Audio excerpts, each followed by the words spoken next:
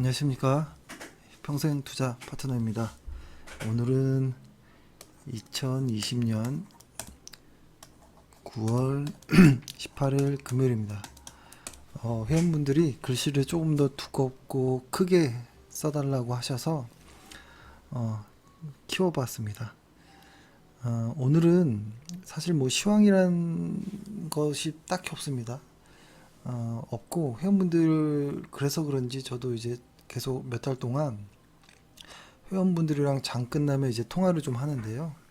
회원분들이 이제 문의하신 것 중에 실적 이야기 말고 차트도 궁금하다.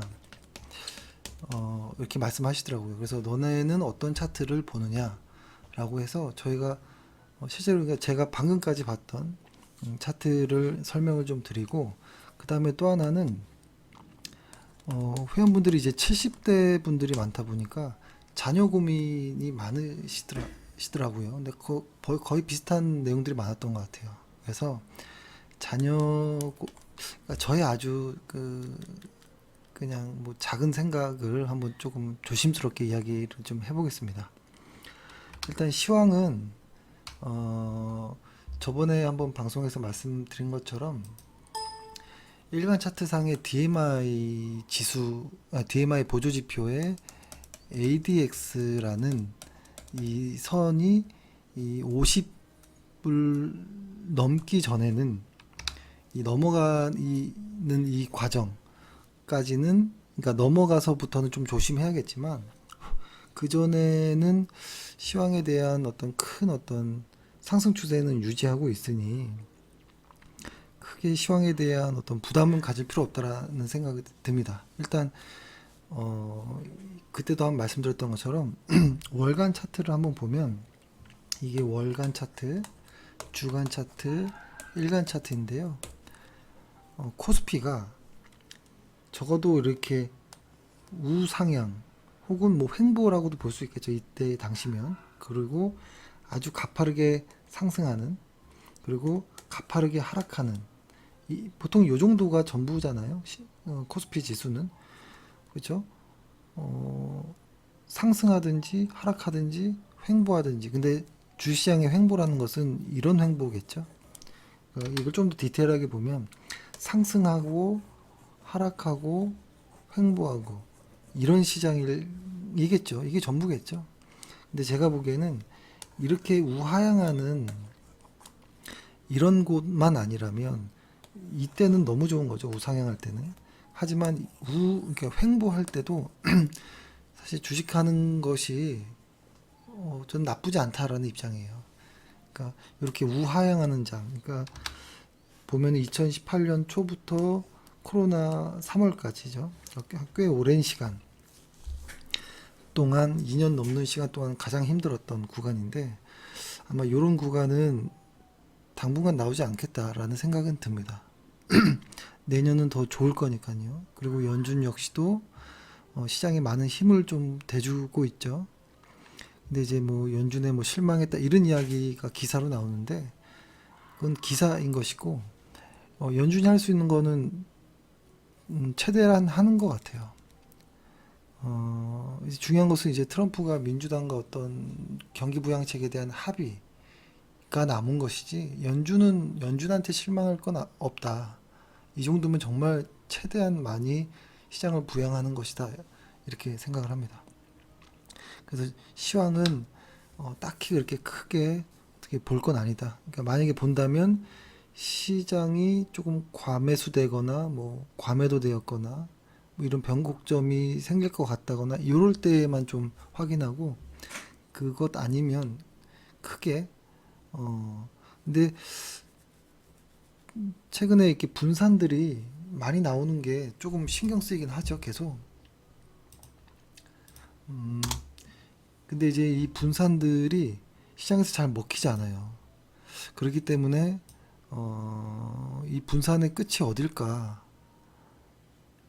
과격한 어떤 하락이 나올까? 이런 고민이 드는 시기이기도 한데, 그런 변동성이 나오기까지 확인하려면 일간 차트 DMI에서 ADX 차트를 좀 봐야 된다. 이거는 이제 기존에 이제 카페에도 이런 영상이 올라와 있고, ADX를 확인하는 뭐 이런 것들도 좀 설명한 내용이 있기 때문에 좀 확인하시면 될 것 같고요.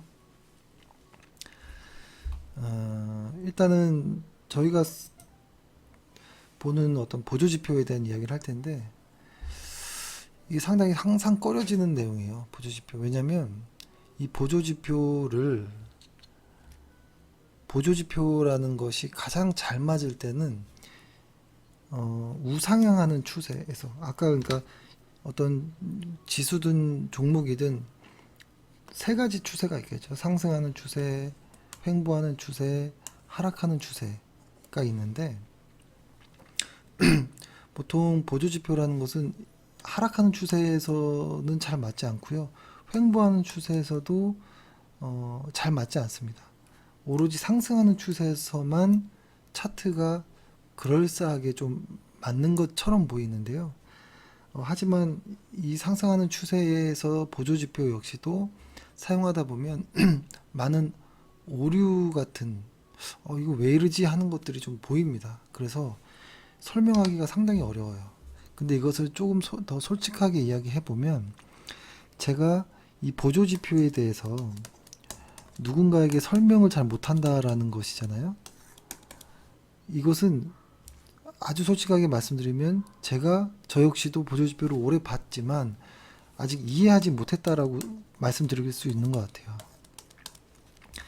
머릿속에서 정확하게 딱 이해되고 확신이 서면 자신감 있게 심플하게 한 줄로 요약해서 딱 이런 겁니다 설명을 드릴 텐데, 그때그때마다 다른 것들이 보이기 때문에 심플하게 설명이 안 돼요.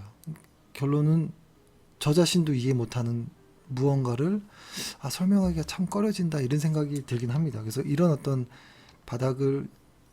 전제가 있고요. 또 하나의 또 전제는 이 차트라는 것이 어디서 어떻게 나오는 것인가, 이거 생각해 봐야 되거든요. 그래서 이렇게 생각해 볼게요. 하나의 어떤 기업이 있으면 이 기업이 좋은 회사인지 아닌지를 먼저 보겠죠. 근데 당연히 좋은 회사라면 매출이 쭉쭉 나오고 이익이 나오는 회사일 것입니다. 근데 그러면 이 매출과 이익은 어디서 나오느냐? 누군가의 고객 주머니에서 나오겠죠. 이것이 뭐 기업이든 뭐 개인이든, 어떤 기업의 어떤 서비스든 제품이든 무언가를 이용할 때 그 회사의 매출과 이익이 잡히는 것이죠. 그렇죠? 근데 그렇게 어떤 무언가로 인해서, 그러니까 매출이 일어나는 그 과정들은 뭐 많은 과정들이 있을 겁니다. 어떤 트렌드 안에 들어갈 수도 있을 거고, 알게 모르게 필수적으로 사용해야 되는 어떤 무언가일 수도 있고요. 그런데 아무튼 그렇게 실적이 이렇게 나오는 이런 회사들, 그러니까 즉 실적이 이렇게 나오는 회사들은 소문이 납니다. 소문이 나서 애널리스트든 어떤 분석하는 사람들에 의해서 분석이 됩니다. 분석이 되고, 이것을 참고하는 어떤 매니저들에 의해서 이제 판단이 돼서 이제 실제로 이제 매매까지 이루어지는 것이죠. 그러니까 즉 수급이 만들어지는 것입니다. 이 수급이 만들어지면, 그러니까 어떤 좋은 회사가 좋다라는 소문이 나서 조금씩 사다 보면 수급이 만들어지고, 수급에 힘이 생기고, 그 수급의 힘에 의해서 만들어지는 게 결국엔 가격이고, 즉 차트로서 설명이 되는 건데요. 차트라는 건 변동성이 있다 보니까 매일매일 보다 보면 이게 뭐지? 하지만 좀 길게 보면 좀 패턴이 보이나? 이런 생각도 드는데, 아무튼 이러한 어떤 어려운 어떤 사람들의 심리가 모인 차트를 조금 더 편하게 보기 위해서 보조지표라는 걸 이렇게 본다, 이렇게 저는 생각을 해요. 그러니까 이 보조지표, 가격, 즉 차트, 거래량, 이런 것들은 가장 마지막에 움직이는 것이고, 이 앞전에는 수급이라는 것이 있을 것이고, 이것보다 먼저 움직이는 것은 수급, 이 수급이 움직이려면 무언가 어떤 모멘텀이 생기든 이슈가 있든 돈을 잘 벌든 어떤 무언가가 있어야겠죠. 근데 이것들은 결국엔 사람에게서 나온다라는 것입니다. 사람들. 그래서 가장 첫 번째는 여기가 가장 첫 번째겠죠. 아, 이 회사가 매출이 나올 수밖에 없는 구조구나. 그러니까 즉 비즈니스 모델이 훌륭한 회사가 결국엔 돈을 버는 것이고 오랫동안 이제 가는 것이죠. 그래서 저는 이렇게 보기 때문에 가장 핵심은 여기를 보는 것이라고 생각해요. 이 회사의 비즈니스 모델이 훌륭하냐? 훌륭하네. 그러면 이 회사의 어떤 실적에 대한 안정성들을 실제로 진짜 그렇게 나오는지를 확인하고 이것들이 애널과 어떤 펀드 매니저들에 의해서 수급이 만들어지면 수급을 확인하고 차트가 만들어지는지 확인하고 이 차트를 한 번 더 확인하기 위해 보조지표를 본다라고 이해하시면 좋을 것 같아요. 그런 관점에서 보면 차트란 보조지표란 정말 보조적인 것이다 라고 보는 것. 근데 다만 이 보조적인 어떤 이 보조지표를 저는 반드시 하나에서 두 개 정도 나의 것으로 만드는 게 좋을 것 같다라는 생각이 들어요. 나의 것, 내가 쓸 수 있는, 나의 손에 맞는. 그러니까 저랑 같은 거를 쓸 수는 없겠죠. 저는 이렇게도 보다가 여러 가지를 다 섞어서 봅니다. 기분에 따라. 그러니까 저는 아침에 컴퓨터를 딱 키면 그때 보조지표들을 싹 바꿔요. 한 번씩 쓱쓱 바꿉니다. 바꿔서 같은 게 없어요. 근데 그래도 좀 기본적으로 좀 보려고 하는 것은 있죠. 이제 가장 핵심은 저는 월간 차트를 가장 중요하게 보고요. 이 월간 차트를 조금 더 디테일하게 보기 위해 주간 차트로 봅니다. 그리고 이 주간 차트에서 매매하는 순간에는 일간 차트를 많이 활용하겠죠. 이렇게 보는 게 핵심이고, 그 다음에 월간 차트에서 중요하게 보는 것은 맨 위에 게 MACD인데요. 이거는 이제 추세를 볼 때 보는 것이고, 밑에 거는 스토캐스틱 1477이라는 수치로 변경하는 것과 533의 어떤 기본 수치를 좀 섞어서 확인을 하고요. 그 다음에는 이제 CCI로 어떤 단순한 어떤 심리적인 것을 좀 많이 좀 확인하기 위한 어떤 과열과 어떤 과매도의 어떤 영역을 좀 보기 위해서 CCI도 같이 좀 참고합니다. 그래서 만약에 저에게 꼭 보조지표를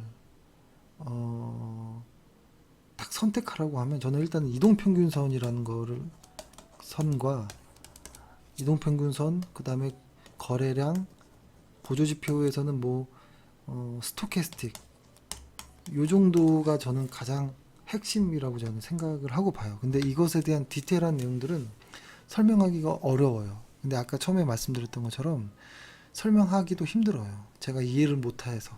왜냐면 이해를 하려고 하는데 매번 다른 어떤 상황들이 연출돼요. 그것도 후행적으로. 그러니까 이게 차트라는 것이 좀 어려운 것 같아요. 어렵습니다. 근데 이제 차트를 이제 가장 많이 볼 때는 언제냐면 요 때는 차트를 꼭 꾸준히 봐요. 뭐 언제냐면 어떤 회사가 적정 주가라는 것이 이렇게 정해진다라고 해보면 어느 선을 넘어가면 이건 이제 고평가네 라고 생각할 수 있을 것이고 너무 많이 빠지면 저평가네 이런 생각도 할 수 있잖아요. 그러니까 저는 요 언저리 때 이 극단에 있을 때 차트를 좀 참고합니다. 특히 많이 참고하고요. 이 사이에서 그러니까 이 사이에서 움직이는 것들은 크게 이렇게 의미를 부여하지 않으려고 하고 합니다.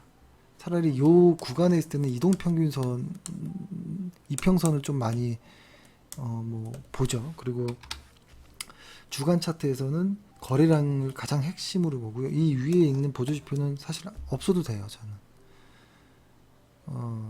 그리고 뭐 그렇습니다. 그리고 일간 차트에서는 저는 DMI 차트와 RSI 그리고 뭐 수급 정도를 이렇게 참고하는 그렇습니다. 그래서 만약에 보조지표에 대해서 회원분들이 좀 궁금한 게 그러니까 제가 활용하는 그러니까 보조지표가 사실 수백 가지가 있는데요.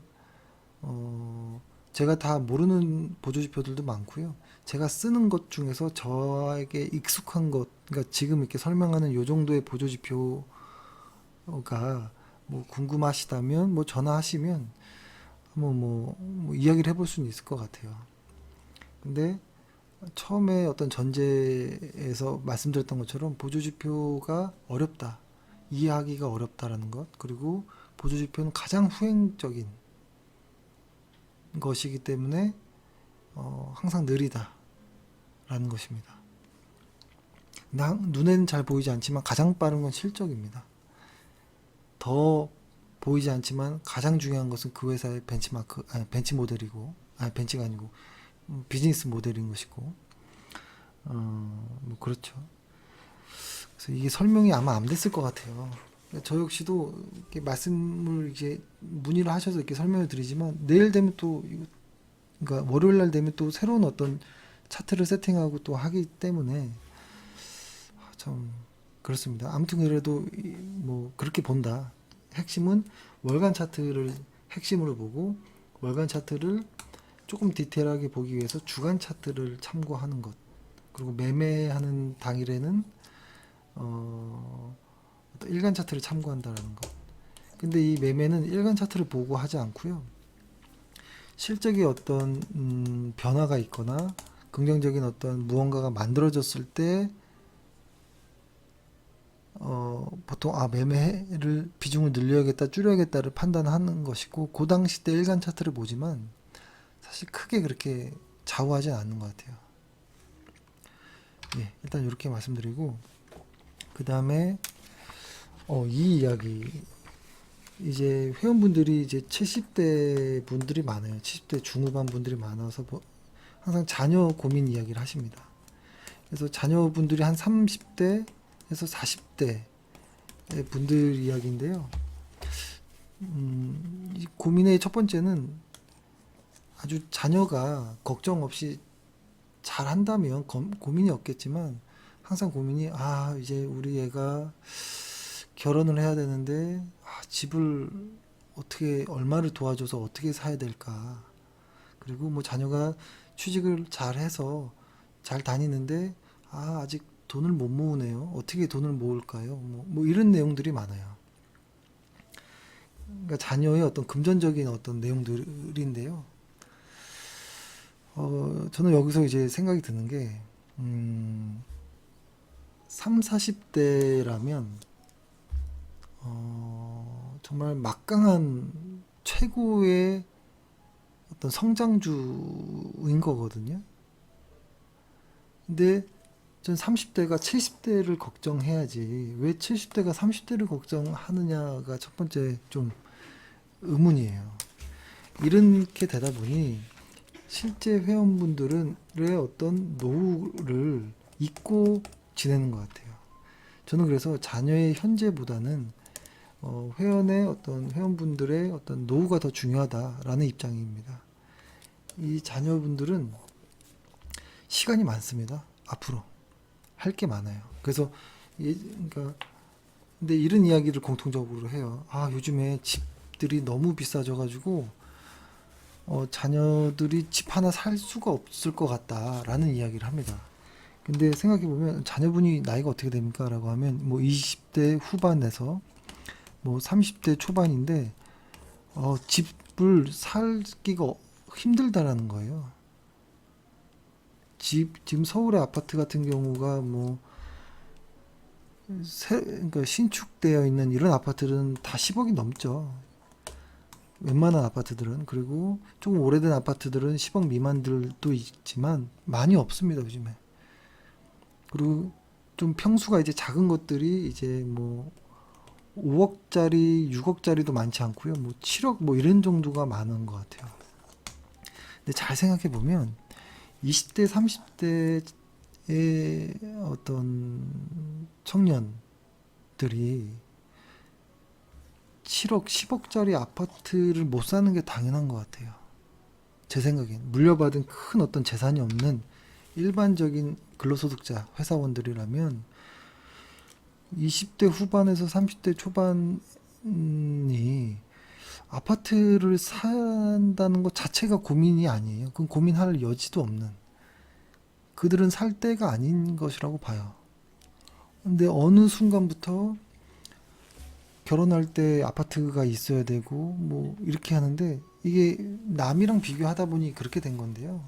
그것도 일부의 남, 아주 일부의 잘 사는 사람들, 부모가 여유 있어서 좀 물려준 사람들의 어떤 일부의 이야기와 이를 나와 비교하는 것은 의미가 없는 것 같아요.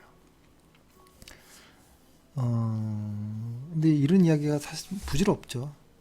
그러니까 부모의 마음을 자녀가 이해할 수 없는 것이잖아요. 그래서 그런 어떤 부모의 마음도 이해는 되지만, 저는, 그, 부모의 노후가 더 중요하다라는 입장이에요. 그래서, 저는 그러다 보니까 문제가 이거 같아요. 나의 노후를 잊고 지내니까, 왜냐면 자녀한테 아직도 계속 무언가를 줘야 되니까, 이 노후에 든 70대 분들의 회원분들이 선택한 것이 투자인데, 이 투자를 위험하게 하는 것 같아요.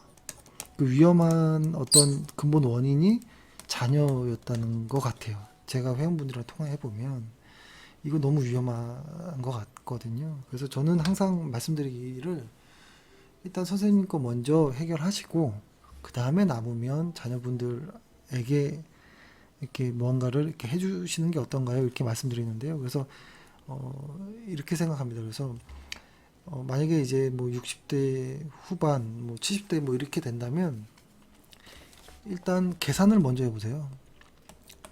내가 얼마 필요한지 아마 다들 아실 거예요. 한 달에 내가 얼마가 필요한지. 그러니까 이렇게 해야겠죠.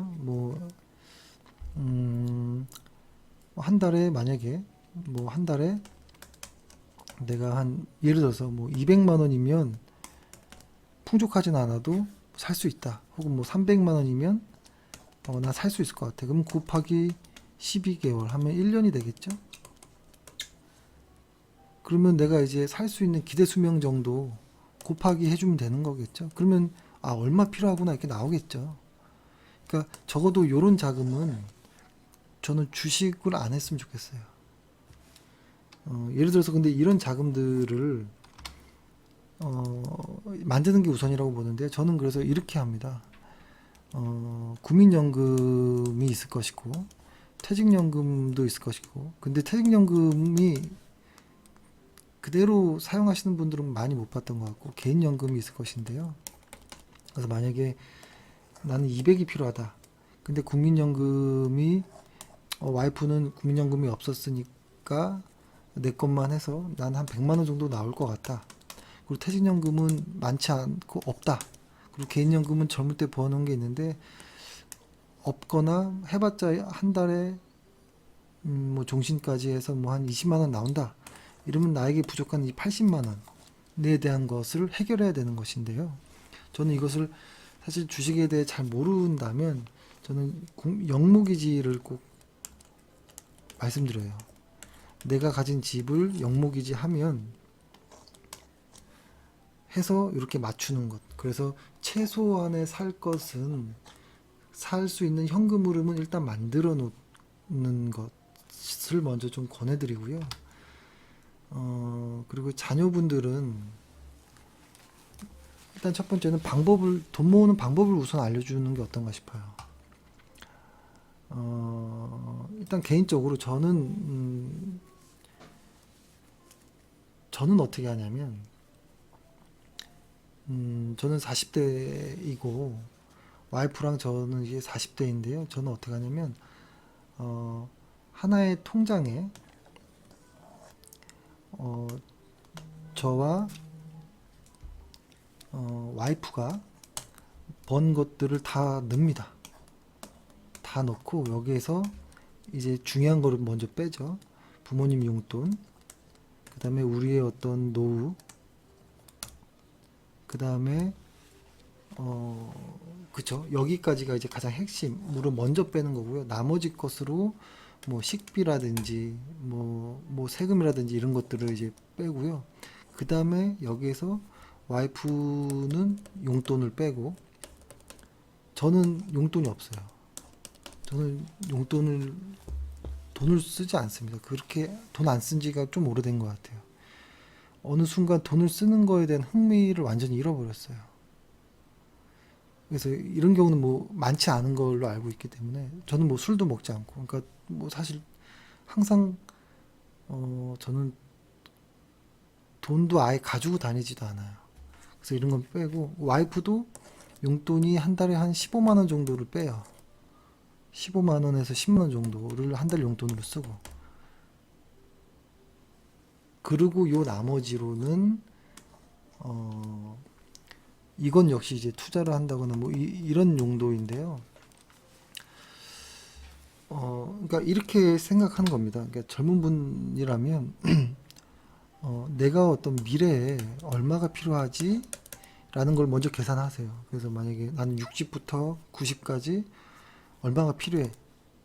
금액을 세우고, 그럼 내가 현재 실제로 지금 저축하거나 투자할 수 있는 현실적인 금액을 적고 곱하기 수익률 하면 이 미래의 어떤 금액까지 갈 수 있느냐, 이걸 볼 수 있잖아요. 근데 이 수익률을 뭐 매년 뭐 20% 30% 이런 수익률이 불가능합니다, 보통. 그래서 저희는 그 보수적으로 와이프와 저는 그 6%의 수익률로 맞췄어요. 그래서 우리가 저축할 수 있는 금액이 있고 6%의 수익률을 맞췄고, 우리가 나중에 써야 될 돈은 얼마다, 이렇게 계산을 미리 한 상태에서 나중에 많이 쓸 것 같으면 이 저축량을 늘려야 됩니다. 근데 이 수익률을 늘리기 어려워요. 저는 6%도 굉장히 높게 잡은 거라고 봅니다. 매년이니까요. 그래서 일단은 뭔가를 이제 계산하는 것을 먼저 해보시면 조금 마음이 편해지는 것 같은데, 요때 이제 부딪히는 게, 내 친구 누구는 집을 얼마 샀는데 얼마 올랐더라, 이런 이야기 들으면 이제 스트레스 받거든요. 그래서 이제 아예 포기해버리거나 이런 일이 생기는데, 저는 그래서 자녀분들한테 꼭 이 책을 꼭 읽어보시기를 꼭 소개해드려요. 회원분들한테. 첫 번째, 이렇게 세 개의 책을 꼭 자녀분들한테 읽게 해주세요라고 해요. 코끼리 옮기기라는 책, 그리고 요 책, 요 세 가지를 이렇게 보면, 제가 말씀드렸던 것처럼, 그러니까 미래에 내가 얼마 필요한지만 계산이 되면 수익률은 거의 정해지거든요. 이 책에서 말하는 것대로 하면 뭐 7, 8%의 수익률도 안정적으로 할 수 있겠지만, 저는 더 보수적으로 6으로 보고 저축량을 차라리 늘리자, 이런 생각으로 이렇게 하고 있거든요. 근데 이게 시간이 좀 걸린다라는 겁니다. 그래서 일단은 저는 회원분들에게 선생님의 노후를 먼저 생각하시고 자녀에게는 돈을 모으는 방법을 가르쳐 주시는 게 어떤가, 이렇게 말씀을 좀 드립니다. 그리고 이제 하나 말씀드릴 것은,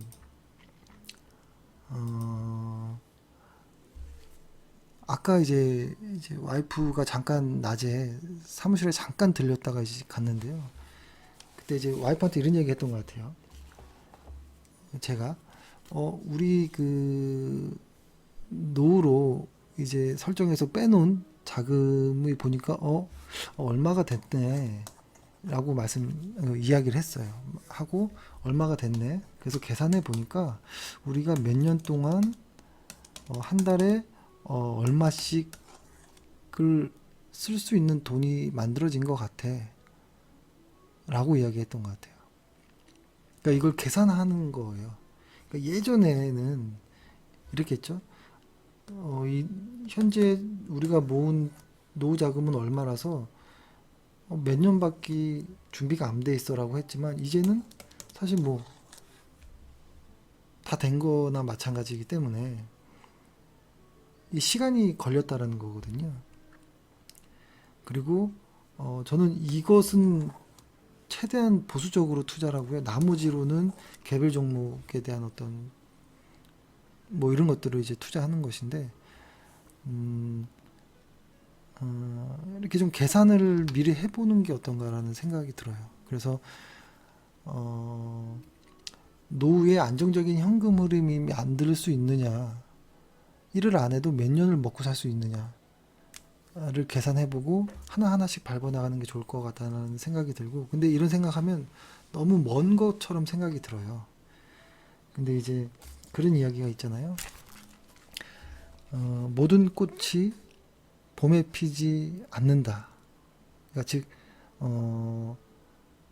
누군가가 이제 30대 때 서울에 좋은 아파트를 샀을 수는 있어요. 근데 내가 30대 때 아파트가 없다고 실망할 건 아니에요. 40대 때 살 수도 있고요. 50대 때 살 수도 있는 거예요. 포기하지 않고 꾸준하게 투자 공부하면서 안정적으로 투자를 해 나간다면, 본업과 함께. 그러니까 누구는 여름에 꽃을 피울 수 있습니다. 활짝 해바라기처럼. 근데 누군가는 가을에 꽃을 필 수도 있고 누군가는 겨울에 꽃을 피울 수도 있어요. 그러니까 가을에 뭐 코스모스가 피듯이 혹은 뭐 겨울에 동백꽃이 피듯이 꽃을 피울 수 있는데 그 시기는 사람마다 다를 수 있다라는 거예요. 그 환경에 따라. 반드시 여름에 피는 꽃이 전부는 아니다라고 저는 생각이 들어요. 그래서 자녀분들이 지금 너무 뭐라고 할까요? 보기 안쓰럽겠지만 선생님들도, 그러니까 회원분들도 젊었을 때 30대 때를 돌아가 보면 더 힘들게 살았잖아요. 근데 그걸 꼭 현재와 이렇게 같은 선상에서 볼 수는 없지만 차라리 돈을 버는 방법을, 어떤 좋은 어떤 습관들을 알려주시고 좋은 어떤 가치관을 좀 만들어주는 거, 그리고 남과 비교할 것이 아니고 포기하지 않는다면 언젠간 꽃을 피울 수 있다라는 어떤 이야기들을 하시는 게 어떨까. 그리고 실제로 각자의 노후 준비가 더 우선시 돼야 되지 않을까라는 생각을 좀 해봅니다. 오늘 주말이라서 이런 좀 이야기를 한 건데요. 제가 감히 아직 얼마 살아보지도 않은 사람이 이런 이야기를 해서 좀 죄송하지만 저의 이 생각을 그냥 조심스럽게 말씀드려봤습니다. 네. 뭐 그냥 생각만 뭐 이렇게 해본 거고요. 뭐 실천하기 어렵다는 건 압니다만 뭐 이렇게 답변을 한번 드려봤습니다. 회원분들의. 예. 일단 이런 자세한 이야기들을 자녀의 어떤 노후, 자녀의 어떤 투자 뭐 이런 것들이 궁금하시다라면 언제든 저에게 전화 주세요. 예. 그렇게 하시고 주말 잘 보내시고 다음 주에 뵙겠습니다. 감사합니다.